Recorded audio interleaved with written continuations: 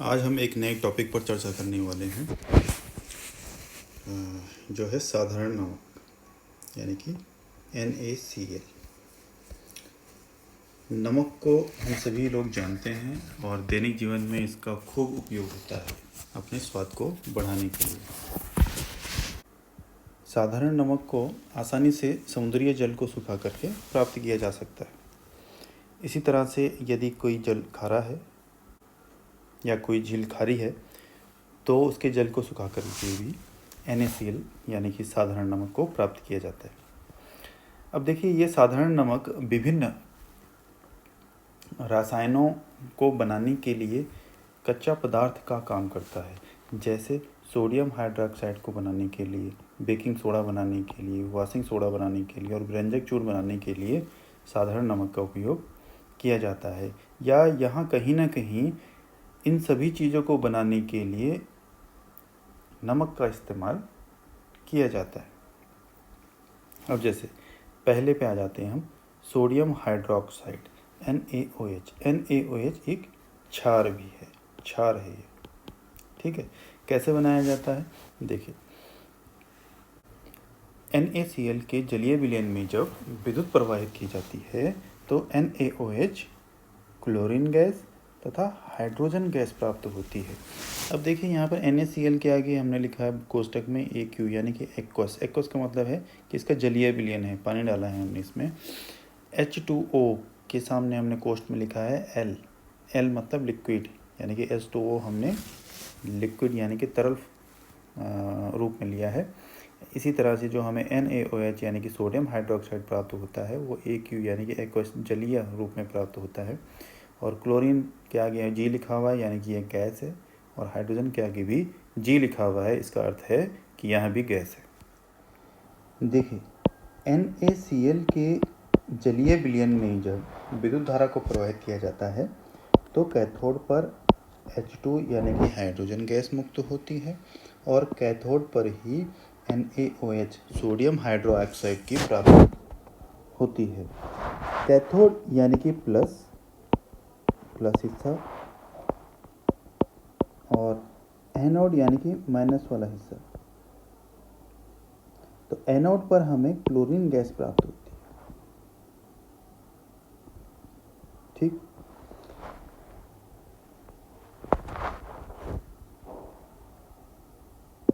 अब देखिए, जो ये हाइड्रोजन और क्लोरीन गैस है, हाइड्रोजन हो गया, क्लोरीन गैस हो गई और ये NaOH हो गया, ये सभी किसी न किसी चीज़ को बनाने के लिए कच्चे पदार्थ का काम करते हैं।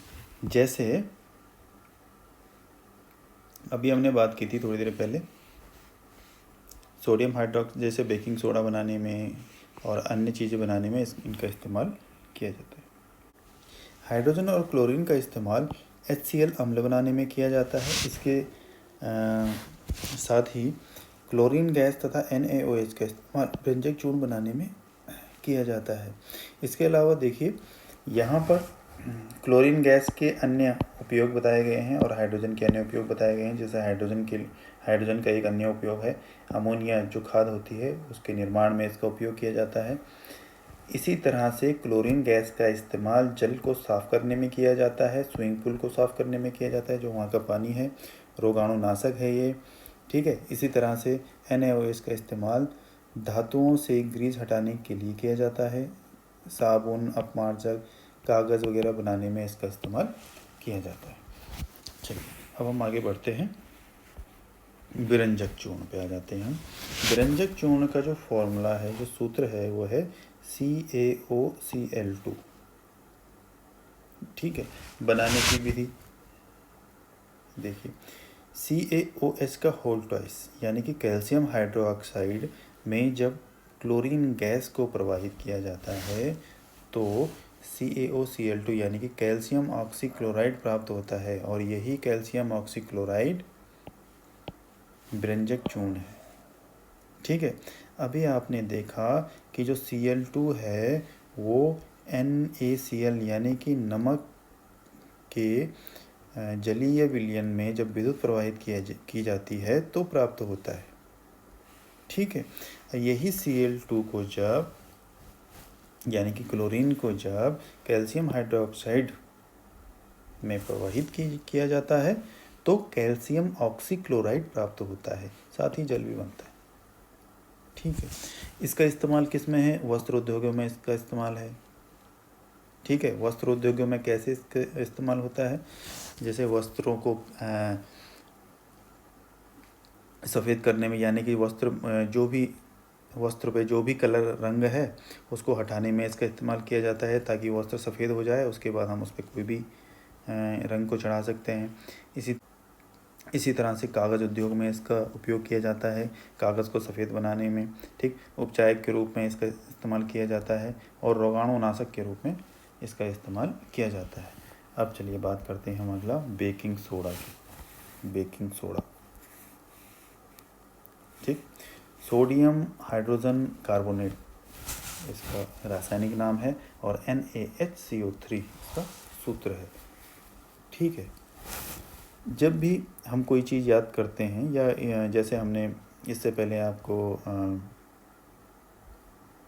व्यंजक चूर्ण के बारे में बताया और उसको बनाने की विधि बताई, तो सबसे पहले आपको ये पता होना चाहिए कि जैसे व्यंजक चूर्ण की बात हो रही थी तो व्यंजक चूर्ण का फॉर्मूला क्या है। ठीक है, उसके बाद बनाने की विधि। ऐसे ही यहाँ पर जैसे बेकिंग सोडा की बात हो रही है तो बेकिंग सोडा का फॉर्मूला यानी कि सूत्र क्या है। ठीक है, उसका रासायनिक नाम क्या है। ठीक है, उसके बाद बनाने की विधि। अब देखिए बेकिंग सोडा को कैसे बनाते हैं हम। NaCl में जल मिलाया, CO2 और NH3 यानी कि अमोनिया, ये सब आपस में क्रिया करके, ये चारों चीज़ें आपस में क्रिया करके NH4Cl यानी कि अमोनियम क्लोराइड और NHCO3 सोडियम हाइड्रोजन कार्बोनेट यानी कि बेकिंग सोडा बनाते हैं। ठीक है, यानी कि NaCl नमक, जल, कार्बन डाइऑक्साइड और अमोनिया आपस में क्रिया करके बेकिंग सोडा का निर्माण करते हैं। इसके साथ साथ अमोनियम क्लोराइड भी बनता है। ठीक है, उपयोग में सबसे पहले देखिए बेकिंग पाउडर बनाने में। बेकरी उद्योग में इसका बहुत ज़्यादा उपयोग है। जैसे ब्रेड बनते हैं, बंद बनते हैं। ठीक है, बंद को फुलाने में इसका इस्तेमाल किया जाता है। इसी तरह से खाने को जल्दी पकाने के लिए इसका इस्तेमाल किया जाता है। ये एक एंटी एसिडिक भी है, यानी कि यदि किसी को ज़्यादा अम्लीयता यानी कि एसिडिटी अगर किसी को हो रही है तो उसको अगर सोडा, बेकिंग सोडा पिला दिया जाए तो उसकी एसिडिटी ख़त्म हो जाती है, क्योंकि यहाँ एक क्षारीय होता है और जब क्षार अम्ल से मिलता है तो वहाँ उदासीन हो जाता है। अम्ल से मिलेगा तो वहाँ क्या बन जाता है? उदासीन हो जाता है। ठीक, तो इसी तरह से इसका इस्तेमाल अग्निशामक यंत्रों में भी किया जाता है। चलिए अब आगे बात करते हैं हम धोने का सोडा की। धोने के सोडे का जो सूत्र है Na2CO3 10H2O। ठीक, अब देखिए कैसे बनता है। अभी ऊपर हम बात कर रहे थे बेकिंग सोडा की। ठीक, यहाँ पर बेकिंग सोडा का formula NaHCO3 sodium hydrogen carbonate. इसको जब हम गर्म करते हैं तो सोडियम कार्बोनेट प्राप्त होता है। ये है सोडियम कार्बोनेट। सोडियम कार्बोनेट, अब ये जब प्राप्त होता है तो इस सोडियम कार्बोनेट की जब जल से क्रिया कराई जाती है, इसको बोलते हैं क्रिस्टलीकरण की क्रिया, यह कराई जाती है तो धोने का सोडा हमें प्राप्त होता है। ठीक है, बहुत सिंपल सा है। देखिए सोडियम हाइड्रोजन कार्बोनेट यानी कि जो बेकिंग सोडा है उसको गर्म किया जाता है तो सोडियम कार्बोनेट प्राप्त होता है। इसी सोडियम कार्बोनेट में जब जल मिलाया जाता है तो हमें धोने का सोडा प्राप्त होता है, वॉशिंग सोडा जिसे बोलते हैं।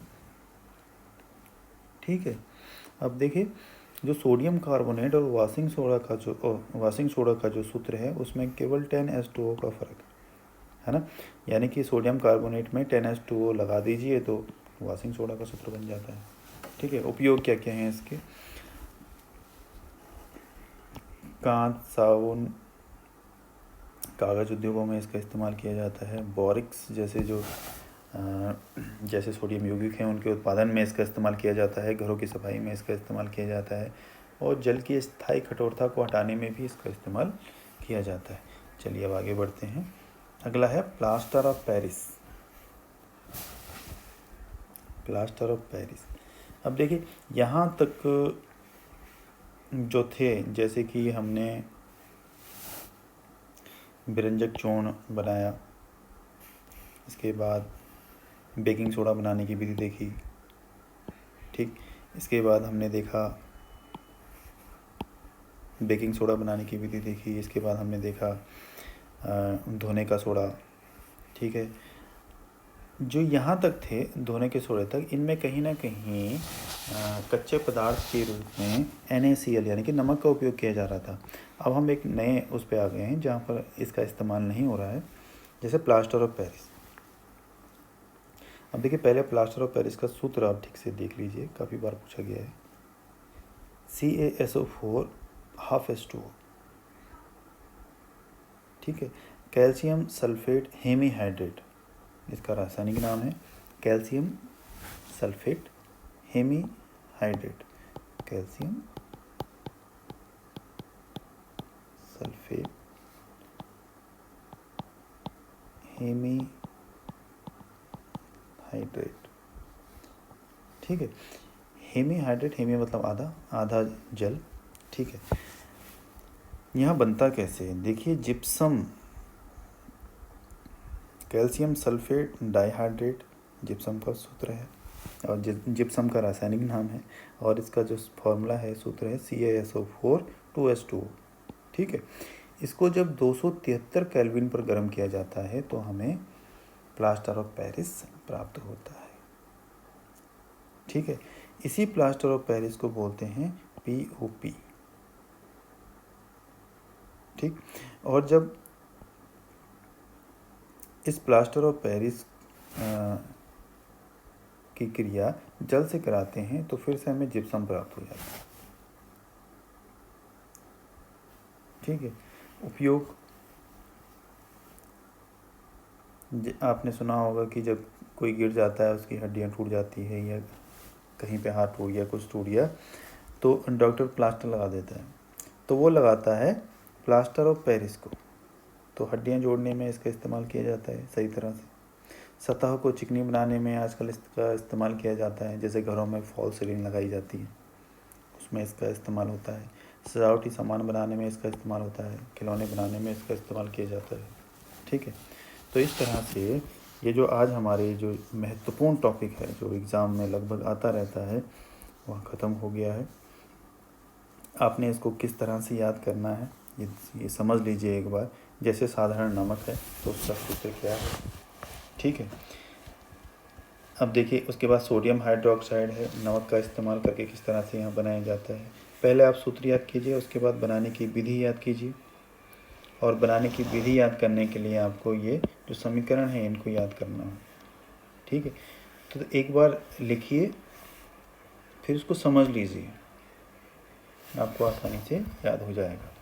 इसी तरह से हर किसी का, जैसे व्यंजक चूर्ण है तो पहले सूत्र पता होना चाहिए व्यंजक चूर्ण का क्या सूत्र है, ठीक है।